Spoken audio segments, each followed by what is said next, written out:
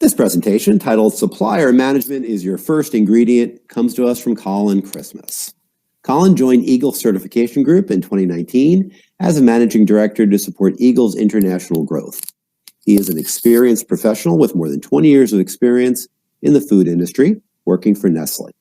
He has had the privilege to live and work in numerous countries around the world, which helped him develop an excellent understanding for process systems and standardization while working with different cultures. Colin has a bachelor's degree in computing and business analytics from the University of Huddersfield, with specialization in quality control, quality management systems, and business process management. He also has program completion certificates from Wageningen University and research for food safety management, and from the London Business School for an executive leadership program. And with that, take it away, Colin. Thank you very much, Michael. So hello, everybody. As Michael mentioned, I'm Colin Christmas, working for Eagle Certification Group. And today the webinar is going to talk about supply management as your first ingredient. So where do we start? One of the key things that I've learned over the years as a supply manager is really the success of this role is really to be good at making friends. And what do I mean about that? Well, essentially, you have to have a good cross-functional understanding of everyone in your organization and understand where everyone fits in. So good examples of good friends or being a relationship manager in this kind of role is essentially you've got to work really well with your procurement folks. You need to know what they're buying, how much, and when they need it. You need to work with your R&D people to understand what's happening in the pipeline, trials, recipe changes, new ingredients. You need to be well versed with your planning folks, essentially to know when there are changes in the supply chain, shipment times for ingredients, seasonal impacts to ensure supply, these kind of things. The other key players, I think, with supplier management is ultimately need to know your logistics guys, what the shipments are going to come from, whether they're trucks to ships to rail cars, and ultimately what are the impacts from a quality food safety perspective. Then you have to talk to your operations guys and then understand what's happening with the ingredients or the packaging materials that you're buying. Ultimately, you need to know what the intended use is, production line changes, what kind of technology is being used in the facilities. Anything from optical sorters to X-ray for looking at physical hazards is another good example of why you need to be talking to your operations guys on a regular basis. And then finally, last but not least, some of your other important friends, I would say, in your organization is your marketing people. So these are the guys that's coming out with a lot of new ideas for new products.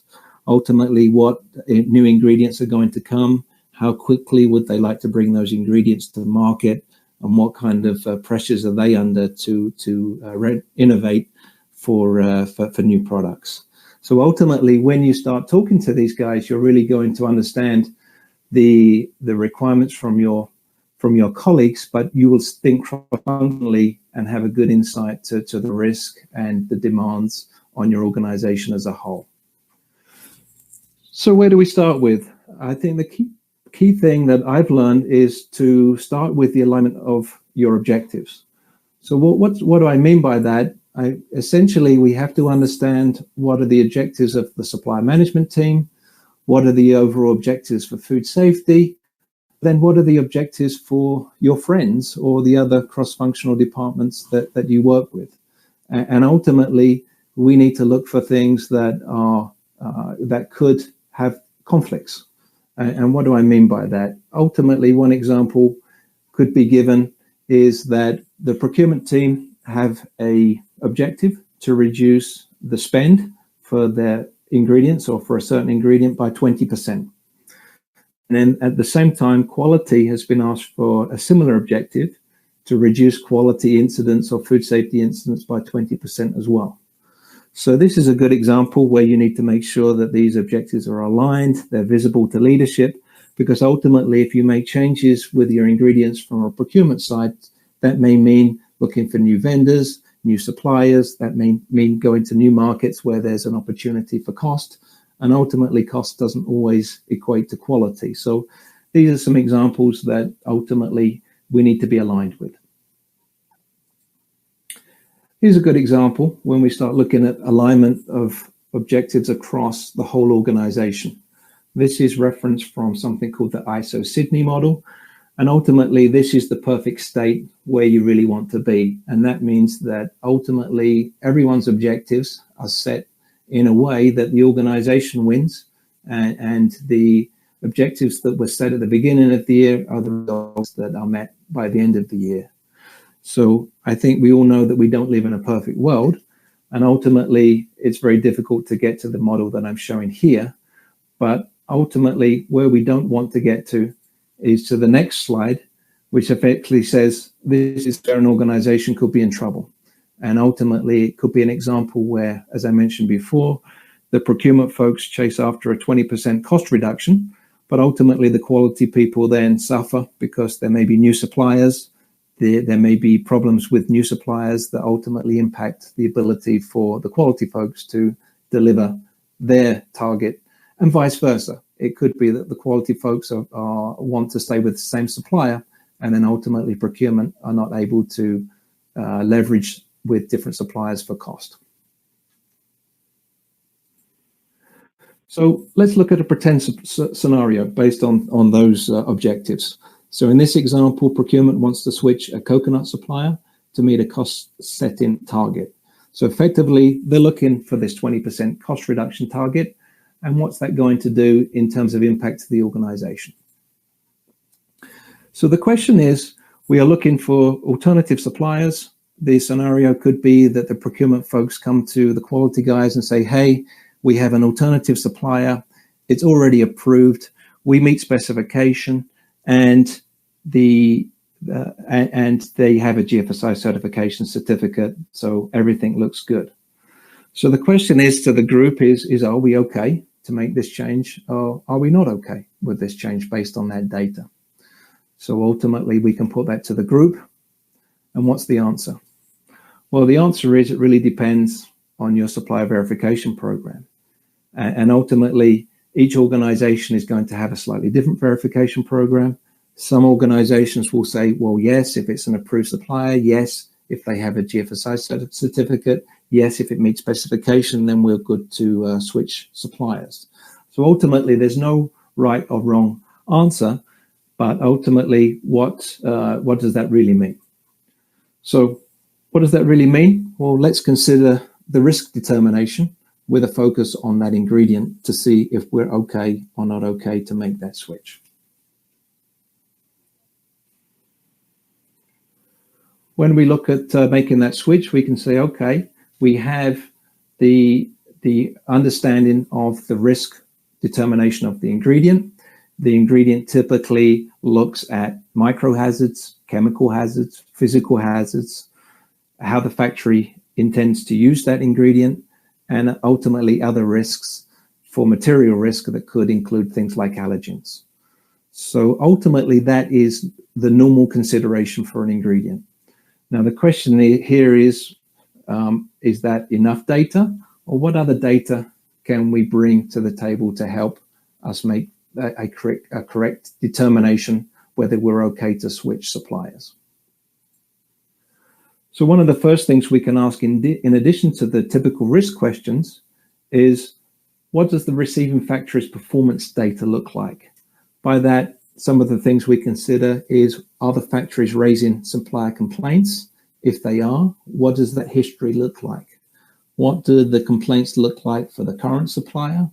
Do we have any performance data on the alternative supplier that we may want to switch to? This may give us an indication that we have a well-performing supplier and we're going to a supplier where we have either unknown data or a different set of data. But ultimately, it's key to make a comparison to look at performance data and see if there is anything that jumps out to make us question whether a switch to a supplier is likely going to be a good one or a bad one. The other question that we can ask is, what is the level of maturity of the supplier? So what do I mean by that? Essentially, we can understand the supplier leadership team. We can look at their organization chart. Have all the key positions been filled? Have there been any periods at that organization where they did not have a senior leader? Could be a factory manager, could be a quality manager. and ultimately what are the implications of not having those kind of senior people in the organization for a period of time. The other questions you can ask is, how old is the manufacturing location? Is it an old site that's been around for 100 years? Is it a new site that's just been built? Is it something in the middle? And ultimately, by asking that question, you can understand if it's a new site, it's new machinery. If it's an old site, it could be old machinery. And there are problems associated with both of those. But ultimately, asking these type of questions, we can have a better understanding on where the supplier is and ultimately what their capability is. And then finally, with a level of maturity, we can also ask a critical question to say, how long have the supplier maintained a GFSI certificate? And some of the answers that could come back is it's a supplier that's had GFSI certification. They've successfully maintained that certification for the last 8 years. Alternatively, you may find a supplier that has gained GFSI certification just a month ago. So relatively, they're new to the whole processes and the disciplines that come along with maintaining that certification. And that can give you some insight in terms of how mature the supplier is in respect to food safety and what the risks they might be carrying. So what other questions can we ask? One of the other key questions is to start looking at the forecasted volume. As I mentioned before, this is why you need to be good friends with your procurement colleagues. In some cases within your organization, that data may not be readily available. And ultimately, what's the implication on changes to volume? So what is the impact? So for example, the current supplier that we look at may have 5,000 liters in terms of coconut supply that will be provided to your organization. The switch the procurement guys will say, well, we're moving to double that amount, which is the forecast for this year. So just by asking that question, it opens up an interesting point to say, okay, well, we're not just switching a supplier, we're drastically changing the volume associated to that ingredient. And that ultimately asks the questions to say, why is the volume changing? Why is the forecasted volume changing in addition to the supplier? And ultimately, that may open up some questions to say, okay, if the volume is changing, let's think about the consumer. So has anything changed to the consumer that will ultimately consume this ingredient through the product you're making?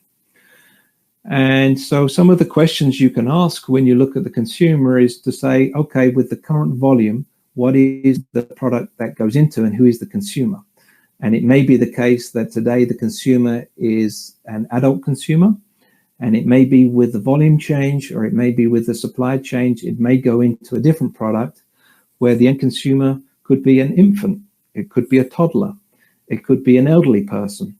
So ultimately, when you start to understand who where the end product will be used and who it will be consumed against, ultimately your risk profile may change. So for example, moving from an adult to an infant, the risk profile may be somewhat different.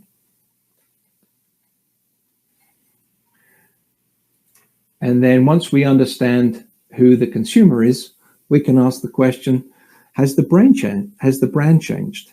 Is there going to be any change where the ingredient is going to be consumed?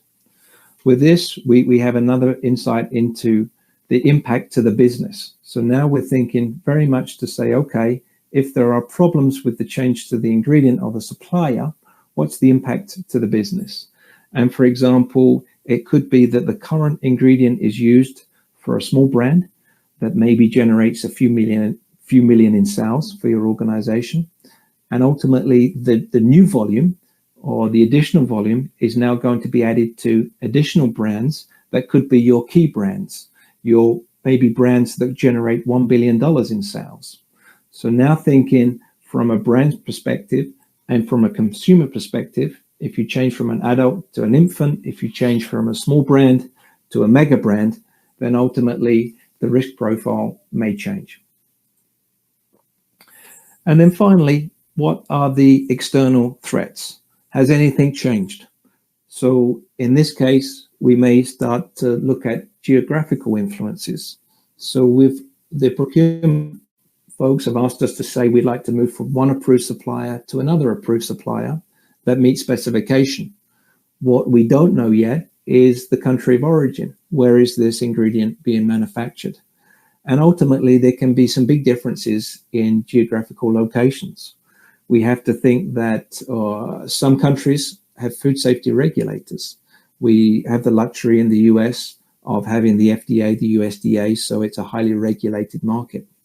However, you go to some other countries around the world and they don't have any food safety regulators and any food safety authorities. So with that difference in terms of regulatory oversight, what is the impact to that ingredient that you're purchasing? So some of the things that would be very useful to know prior to making a decision to switch suppliers from one to another. And then finally, once you know geographical locations, you may have an insight to what's actually also happening in those locations.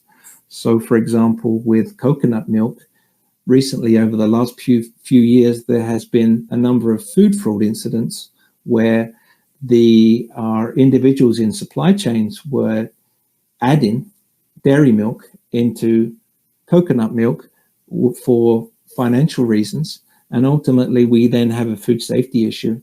And if we go to a country where that is prevalent or has history of food fraud, then ultimately, what is the risk? What is the implications to your organization and to your brands and to your consumers?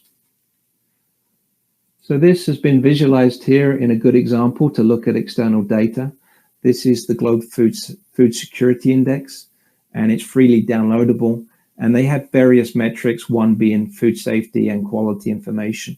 And here you can see that even though we may have two approved suppliers, we're switching from one to another. Let's look at that example where we may be asked to switch from coconut milk supplier in Brazil, and we move to a coconut supplier in Pakistan. Actually, the external data says, well, Brazil is 14 out of 113 countries in terms of food safety and quality with external data, and Pakistan is 93 out of 113. This is a good example where in Brazil there is a food safety authority, and in Pakistan there is no food safety authority. So again, good questions to ask to better understand if we have a change in our risk profile for the ingredient. Now, I know what you're thinking. A lot of people, especially supply managers, will say there's only 24 hours in the day, and this is a lot of extra data to collect. So it would put an extra burden to be able to do this, knowing that there's a lot of suppliers to be managed in your supplier verification program. Well, one of the key things to remember is the data collection can be allocated to whomever is requesting the change. So in this case, there's no problems and to ask the procurement folks to actually collect this data on your behalf. If procurement are driving the change, then ultimately the procurement people can be trained to collect that data. Ultimately, it's the quality people that would do the risk assessment. It's the quality people that would make a decision to say whether that's okay to make the change. But ultimately, the legwork can be delegated. And this is often a problem from quality because they would accept the work without realizing that it's probably impossible to do the amount of data collection for every single supplier change that's going to happen within your organization. Okay, so now we have new data. With that, we can determine if the risk profile has changed for the ingredient. So based on this, let's assume that we're going from one country to another, where one country has a food safety regulator, the other country doesn't. We're moving from low volume to high volume. We're moving from an adult consumer to an infant consumer, and we're moving from a small brand to a mega brand. So ultimately, what does that mean in addition to the risk profile? Let's look at the risk matrix, and ultimately there's a good chance that the risk profile, by changing the supplier for this ingredient and by increasing the forecasted volume, you are moving from a improbable minor likelihood for failure to more likely to a critical severity to your brand. And maybe if the supplier is in a more riskier location, you move from improbable to remote. So based on that assumption, we've now seen that this supplier change is not so simple as we first thought in the very beginning with an approved supplier. Okay, so we've changed the risk profile. We want to switch suppliers. The request is still on the table from procurement. And ultimately, we're asked the question, are we okay or not okay with the supplier change? Well, the answer is it really depends on your risk appetite. At the end of the day, we have to understand that the business has objectives. A lot of those business objectives are driven by cost.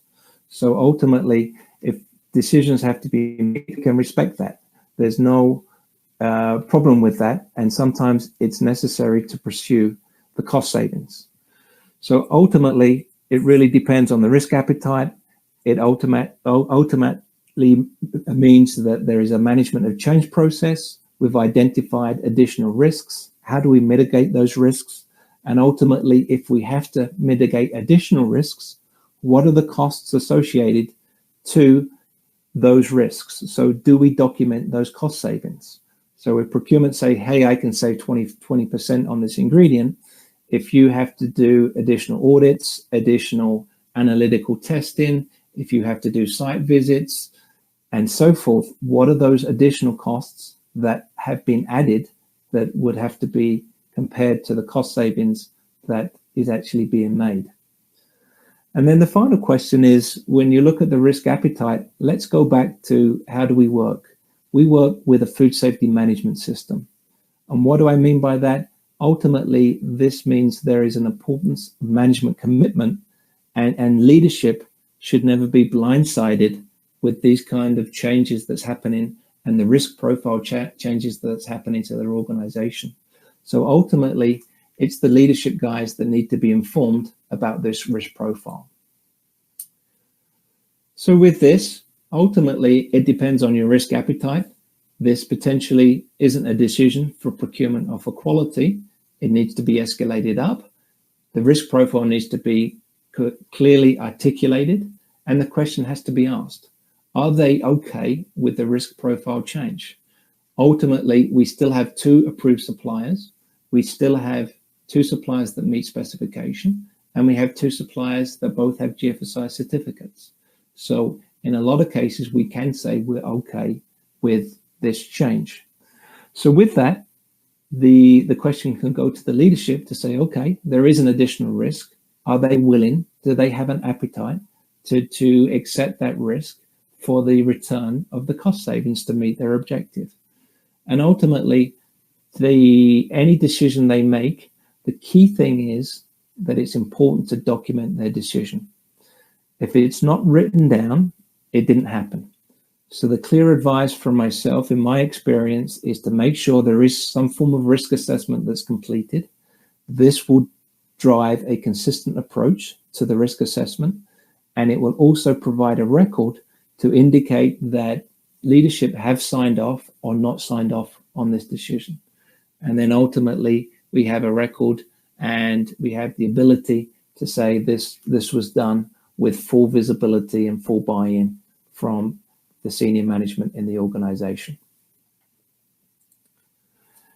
And then finally, with that kind of approach, with the additional data, knowing that the risk profile has changed, knowing that that has been described to the leadership team, knowing that the leadership accept the additional risk that is associated to that, ultimately, the key thing is we need to move forward holding hands.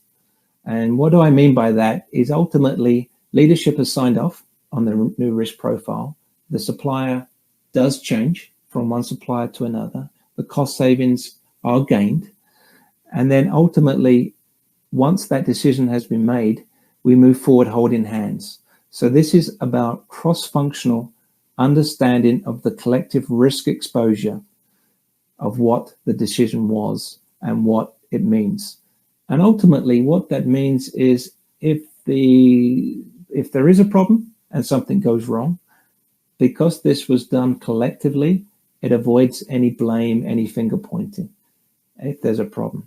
On the flip side, because of that collaboration and understanding of cross-functional risk exposure, if it goes to plan, the 20% cost savings happen, that the change is managed well, then ultimately it's all about celebrating together.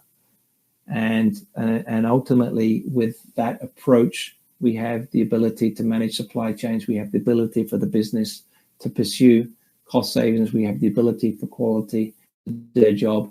And ultimately, it's all about understanding the risk profile, the risk exposure, and what are the implications associated to that. So, thank you. That's it from me. Over to you, Michael. Yes, thank you. Thank you, Colin Christmas, for that very authoritative presentation on supplier management within the food sector. And that concludes this presentation.